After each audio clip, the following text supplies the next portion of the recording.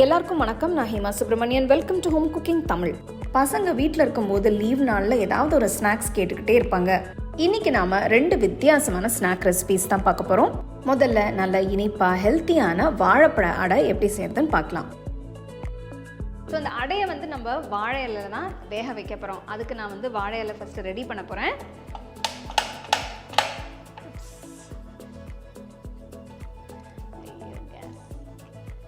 On பண்ணல. சரி, இது சும்மா ஒரு சின்ன டிப்பு தான். வாழையில நம்ம லைட்டாக லேசாக அப்படி நம்ம சூடாக்கணும்னா அடியிலேருந்து உங்களுக்கு நல்ல இலை சாஃப்டாக இருக்கும். உங்களுக்கு ஃபோல்ட் பண்ணுறதுக்கு நல்லா ஈஸியாக இருக்கும். அங்கே பாருங்கள், அப்படி பண்ணாலே மீடியம் ஃப்ளேமில் வச்சு அப்படியே பண்ணிவிடுங்க. தீச்சிடாதீங்க, கேர்ஃபுல்லாக பண்ணுங்கள். கலர் அப்படியே கிராஜுவலாக மாறும் பாருங்கள் அப்படி பண்ணும்போது. ஸோ இலையை இந்த மாதிரி நம்ம ரெடி பண்ணி வச்சுக்கலாம். இந்த ரெசிபிக்கு நான் 2 நேந்திரம் பழம் எடுத்திருக்கேன். ஸோ இது நான் நல்ல பழமாக எடுத்துக்கோங்க. சப்போஸ் அதான் முன்னாடியே சொன்ன மாதிரி உங்ககிட்ட இல்லைன்னா, இந்த பழம் கிடைக்கல இல்லைன்னா நீங்கள் நார்மலாக இருக்கிற வாழைப்பழம் கூட யூஸ் பண்ணிக்கலாம், ஒன்றும் பிரச்சனை இல்லை.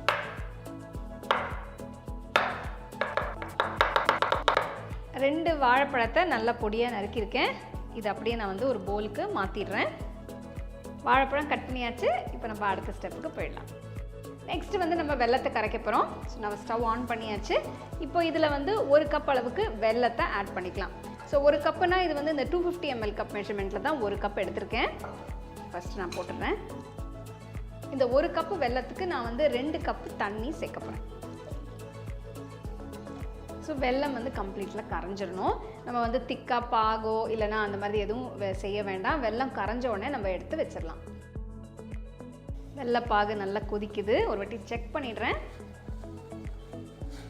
ஸோ வெல்லம் நல்லா கரைஞ்சிருச்சு. இப்போ ஸ்டவ் ஆஃப் பண்ணிவிட்டு நம்ம இதை எடுத்து தனியாக வச்சிடலாம். இப்போ அடுத்தது நல்ல ஒரு பெரிய பேன் எடுத்துக்கோங்க. இப்போ இதில் தான் நம்ம அடைக்க மிக்ஸ்சர் செய்ய போகிறோம். ஸோ அதுக்கு முன்னாடி நம்ம முந்திரி திராட்சை இதிலே நம்ம வறுத்துக்கலாம். இதுக்கு நான் 1 டேபிள் ஸ்பூன் நெய் ஊற்ற போகிறேன். முந்திரியை நல்லா சின்ன பீசஸாக இந்த மாதிரி கட் பண்ணிக்கோங்க.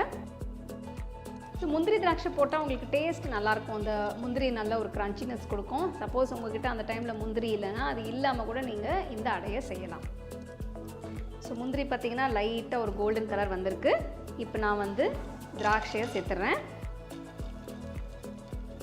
முந்திரி திராட்சை நல்லா வறுப்பட்டுருச்சு. நான் இப்போ ஆஃப் பண்ணிவிட்டு இதை மாற்றி வச்சிட போகிறேன்.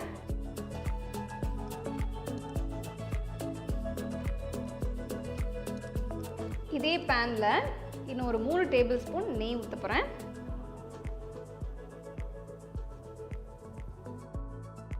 ஸோ அடுத்து இப்போ நம்ம நறுக்கி வச்ச நேந்திரம் பழத்தை சேர்த்துக்கலாம். பழம் நெய்யில் கொஞ்சம் நல்லா வதங்கணும்.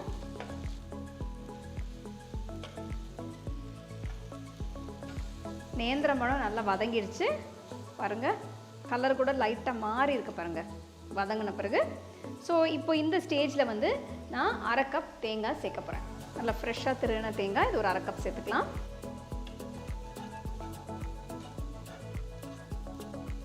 தேங்காய் போட்டு ஒரு லைட்டாக மிக்ஸ் பண்ண பிறகு இப்போ அடுத்து நான் இதில் 1/2 கப் அளவுக்கு வெள்ளை ரவை சேர்க்குறேன். இது கொஞ்சம் லைட்டாக ரோஸ்ட் பண்ணணும்.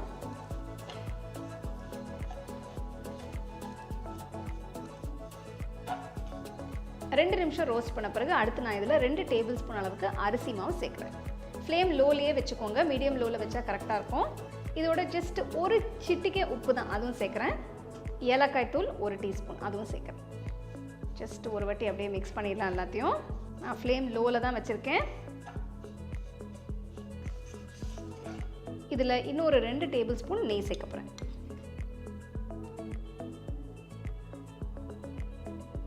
சேர்த்துட்டு இப்படி நல்லா மிக்ஸ் பண்ணிக்கோங்க ஒரு வாட்டி. ஸோ ரவை அரிசி மாவு எல்லாம் லைட்டாக வறுப்பட்டுருக்கு. இப்போது இந்த ஸ்டேஜில் நான் கரைச்ச வெல்லத்தை ஆட் பண்ண போகிறேன். இந்த கரைச்ச வெல்லத்தை வடிகட்டி சேர்த்துக்கோங்க.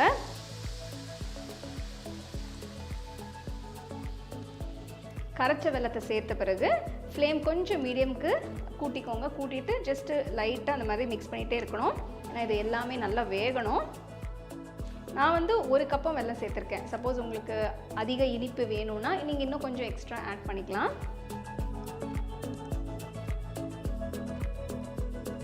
பாருங்கள் எவ்வளோ சூப்பராக நல்லா சேர்ந்து வந்துட்டுருக்கு பாருங்கள். இந்த ஸ்டேஜுக்கு வந்த பிறகு நான் வந்து வறுத்த முந்திரியும் திராட்சையும் அதையும் சேர்த்துக்க போகிறேன்.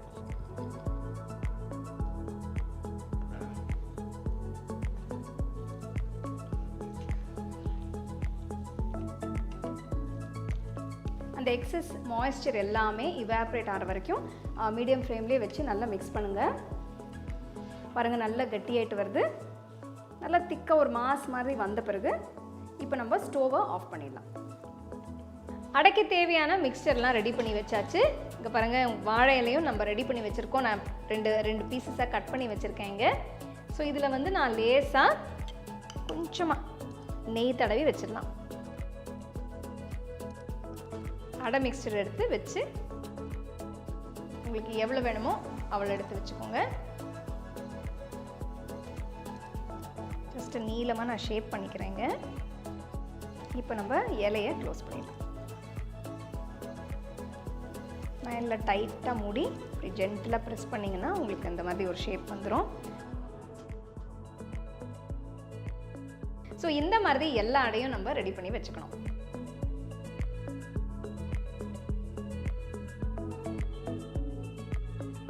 வாழையில ரேப் பண்ணி வச்சுருக்கிற இந்த பார்சல்ஸை நான் வந்து இப்போது இந்த தட்டில் வைக்கிறேன். நம்ம இதை வந்து ஸ்டீம் பண்ண போகிறோம். ஸோ இட்லி குக்கரில் நீங்கள் இட்லி தட்டு இருந்தால் நீங்கள் அதிலே கூட வச்சுக்கலாம். நீங்கள்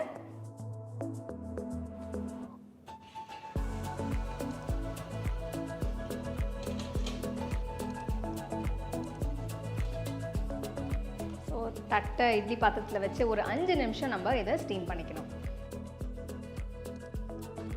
5 நிமிஷம் ஆயிடுச்சு.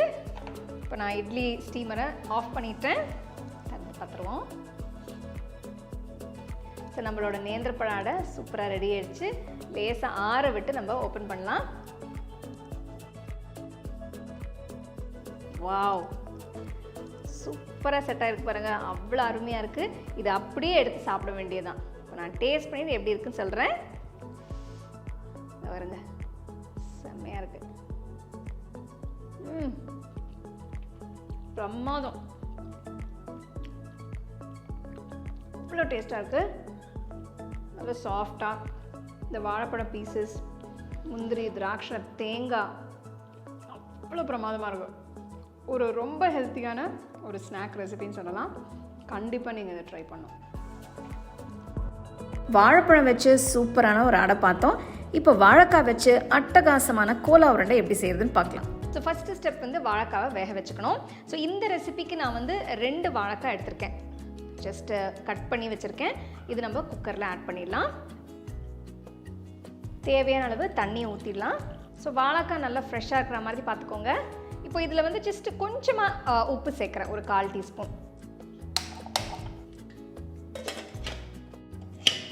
வெயிட் வச்ச பிறகு ஃப்ளேம் மீடியமில் வச்சுட்டு 4 விசில் வர வரைக்கும் நம்ம வாழைக்காவை வேக வச்சுக்கணும். டங் ட்விஸ்டர் மாதிரி வேகிற வரைக்கும் வாழைக்காவை வேக வச்சுக்கணும். 4 விசில் வர வரைக்கும் வாழைக்காவை வேக வைக்கணும். ஆஹா, 4 விசில் வந்துருச்சு. இப்போ நான் ஸ்டவ் ஆஃப் பண்ணிவிட்டு இறக்கி வச்சிட போகிறேன். கொஞ்சம் ப்ரெஷர் ரிலீஸ் ஆகட்டும். வாழைக்காவை எடுத்து வச்சிடலாம் ஒரு பிளேட்டில். பாருங்கள், நல்லா வெந்திருக்கு.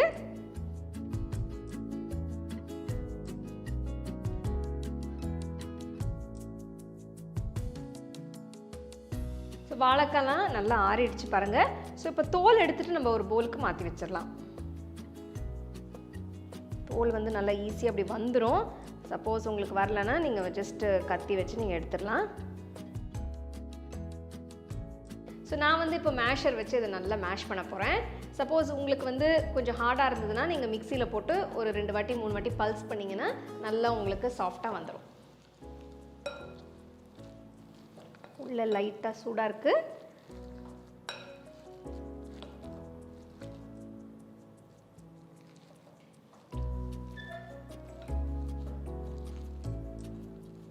கை கொஞ்சம் ஈஸியாக இருக்கும், அதனால் கையிலேயே செய்கிறேன்.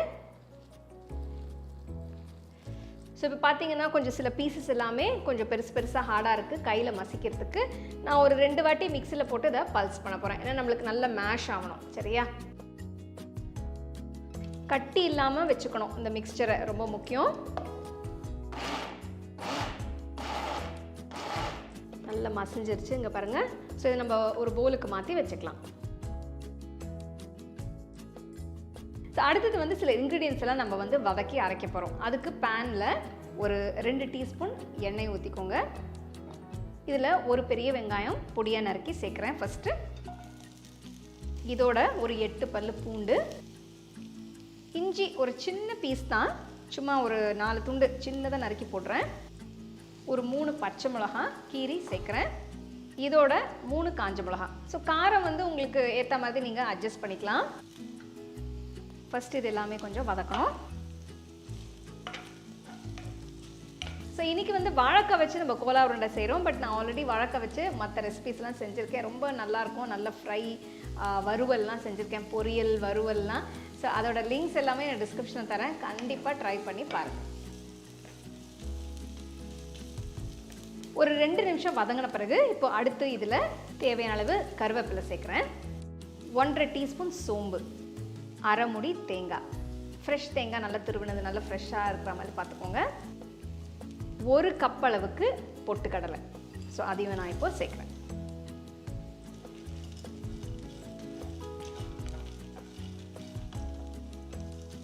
ரெண்டு 3 நிமிஷம் வதங்கின பிறகு இப்போ நான் 1 டீஸ்பூன் அளவுக்கு கல்லுப்பு சேர்க்குறேன். இதோட ஒரு 1/4 டீஸ்பூன் மஞ்சத்தூள், அடுத்து ஃப்ரெஷ்ஷாக நறுக்கின கொத்தமல்லி அதையும் சேர்க்குறேன்.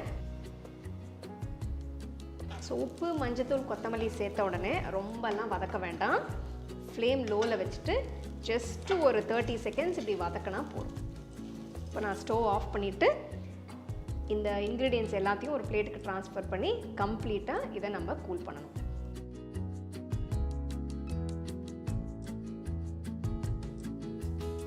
ஸோ அந்த இன்க்ரீடியன்ஸ் எல்லாமே ஆறிடுச்சு. நான் வந்து மிக்சர் ஜாருக்கு மாற்றிட்டேன். இப்போ நம்ம வந்து தண்ணி எதுவும் ஊற்றாமல் பல்ஸ் மோட்லேயே இதை நம்ம அரைச்சிக்கணும். ஸோ இது வந்து ஒரே வாட்டி அரைய முடியாது. அப்பப்போ இந்த மாதிரி மிக்ஸ் பண்ணிவிட்டு நீங்கள் அரைச்சிங்கன்னா உங்களுக்கு கரெக்டான கன்சிஸ்டன்சி வந்துடும். அவசரப்பட்டு தண்ணி எதுவும் ஊற்ற வேண்டாம். ஸோ எல்லாமே அரைச்சாச்சு. இது வந்து நம்ம கொஞ்சம் கொரகொரப்பாக தான் அரைக்கணும். ரொம்ப மையாவோ ரொம்ப பேஸ்ட்டாவோ அரைக்கக்கூடாது. ஸோ இந்த டெக்ஸ்சர் தான் நம்மளுக்கு தேவை. அரைச்ச மிக்சரை நம்ம இந்த பவுலுக்கு ட்ரான்ஸ்ஃபர் பண்ணிக்கலாம்.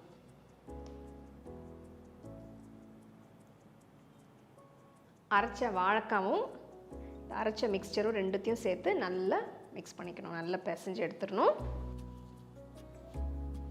எப்படி சப்பாத்தி மாவு பிசைறீங்களோ அந்த மாதிரி பிசைஞ்சுக்கோங்க.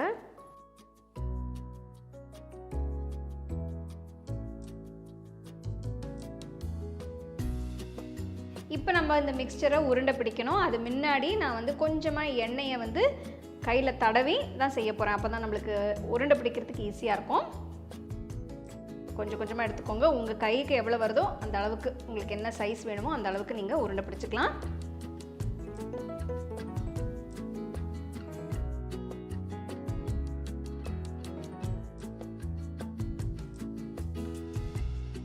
ஸோ மிக்ஸ்சர் எல்லாமே இந்த மாதிரி சின்னதாக பால் பண்ணி வச்சாச்சு. இப்போ அடுத்தது வறுக்கிறது தான். இப்போ அதுக்கு ரெடி பண்ணிக்கலாம். இப்போ வறுக்கிறதுக்கு கடாயில் தேவையான அளவு எண்ணெயை ஊற்ற போகிறேன். ஸோ எண்ணெயை வந்து மீடியம் ஃப்ளேம்லேயே நல்லா சூடாக்கணும். ரொம்ப ஹை ஃப்ளேமில் வச்சிங்கன்னா ரொம்ப ஓவர் ஹீட் ஆச்சுன்னா நம்ம பால்ஸ் போடும்போது உடனே கருகிடும். ஸோ அதனால் கிராஜுவலாக நம்ம எண்ணெயை ஹீட் பண்ணிக்கலாம். ஸோ எண்ணெய் நல்லா காஞ்சிருச்சு. நான் வந்து இந்த கோலா உருண்டையை பேட்சாக தான் ஃப்ரை பண்ண போகிறேன். கடாயை ரொம்ப ஓவர் க்ரௌட் பண்ணி நிறைய போட்டுற வேண்டாம்.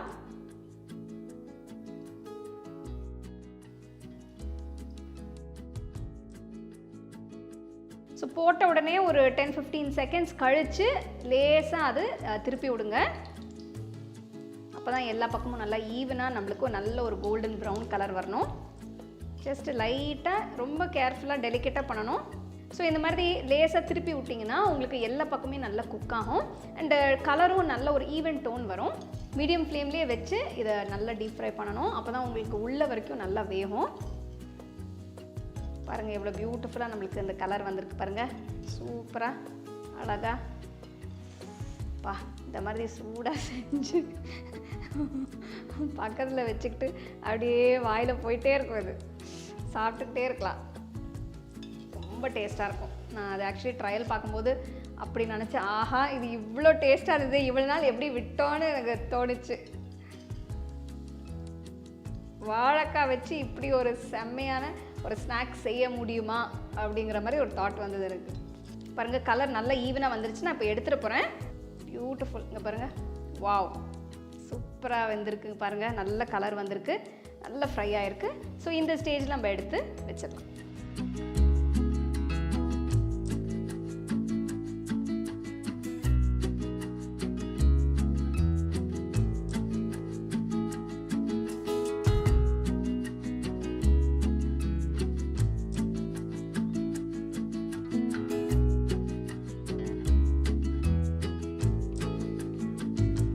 வாழைக்காய் கோலா உருண்டை சூப்பராக நம்ம செஞ்சாச்சு. இப்போ அடுத்தது இப்போ நான் இதை டேஸ்ட் பண்ணுறதுக்காக ரொம்ப நேரமாக வெயிட் பண்ணிகிட்டு இருக்கேன். டேஸ்ட் பண்ணிவிட்டு எப்படி இருக்குன்னு சொல்கிறேன்.